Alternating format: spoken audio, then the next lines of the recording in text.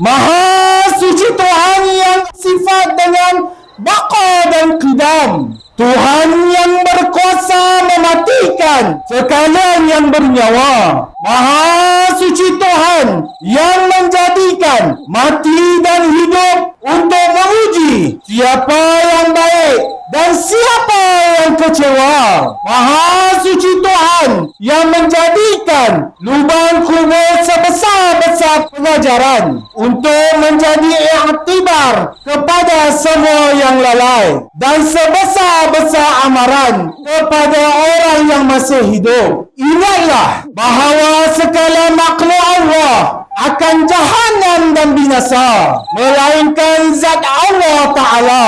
Wahai si fulan bin si fulan, hendaklah kamu ingat akan janji-janji Allah yang mana kamu ada bawa bersama-sama dari dunia ini. Sekarang kamu telah menuju masuk ke negeri akhirat. Kamu telah mengaku bahawa tiada Tuhan yang disembah dengan sebenar-benarnya melainkan Allah, dan bahawasanya Nabi Muhammad itu pesuruh Allah. Insaflah wahai si fulan bin si fulan, bahawasanya mati itu sebenar. Soalan malaikat munkar dan nakir di dalam kubur itu sebenar. Bangun dari kubur itu sebenar. Berkumpul dan berhimpun di pada mahsyar itu sebenar. Dihisap dan dikira segala amalan itu sebenar. Ada syurga dan neraka adalah benar.